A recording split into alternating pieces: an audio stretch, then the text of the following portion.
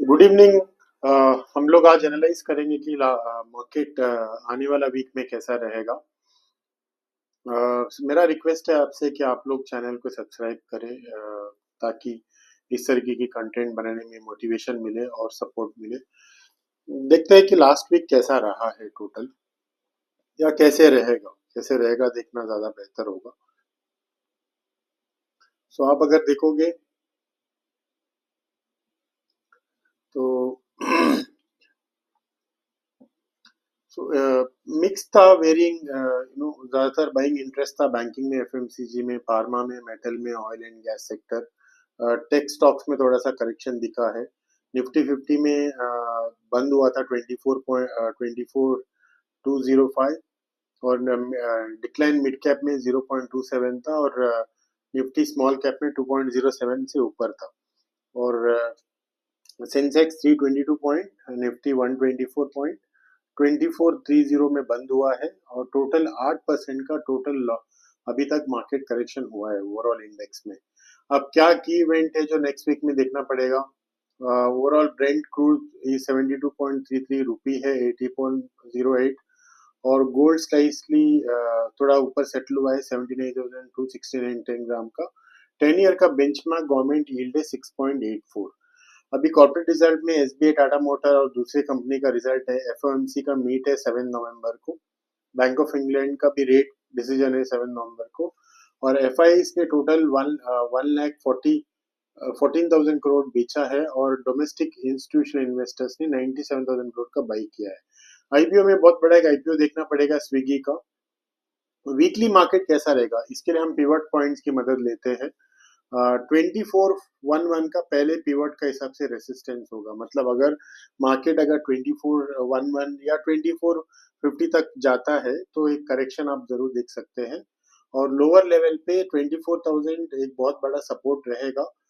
Weekly pivot के हिसाब से 23,843 एक बहुत बड़ा सपोर्ट है। अगर कहीं वो ब्रेक करता है तो 23,506, अगर कहीं वो भी ब्रीच होता है तो हमें दूसरा बड़ा लेवल देखने मिलेगा। ऊपर की तरफ से सबसे बड़ा, अगर निफ्टी में बुलिश स्टैंड चाहिए तो 24,748 का ऊपर बंद बंद होना पड़ेगा। जब तक ये उसका ऊपर बंद नहीं होता है, सेंसेक्स बुलिश लेवल पे नहीं आएगा। तो ब्रॉडर रेंज 24,000 टू 24,500 का नेक्स्ट वीक में आप उम्मीद कर सकते हो। बट इसमें बहुत बड़ी फैक्टर है यूएस का इलेक्शन। मार्केट किस तरह होगा वो हमें यूएस इलेक्शन देखकर ही पता चलेगा। अगर ट्रम्प आते हैं तो शायद यूएस के लिए वो बहुत बड़ा न्यूज़ हो सकता है, बट दूसरे मार्केट के लिए इतना बड़ा न्यूज़ नहीं हो सकता। क्योंकि वो यूएस को स्ट्रेंथन करने की कोशिश करेंगे तो नए नए टैरिफ्स आएगा। सो ब्रॉडर रिकमेंडेशन यही है कि हमें देखना पड़ेगा और वेट करना ज़्यादा बेहतर रहेगा यूएस इलेक्शन का।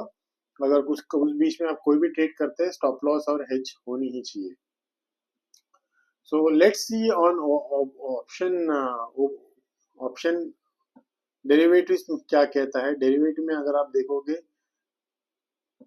24,000 में 1,26,000 का पुट राइटिंग हुआ है, फॉलोड बाय 24,300। 24,300 में काफी हुआ ही है। ये भी कहता है कि एक बहुत बड़ा सपोर्ट की तरह एक्ट कर सकता है। ऑन द अदर साइड 24,500 और 24,800।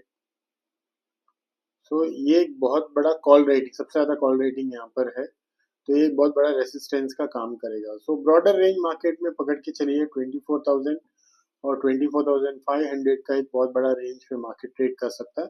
कहीं अगर 24,000 ब्रीच करता है तो फिर ऑफ कोर्स लार्जर लेवल जरूर ओपन होगा।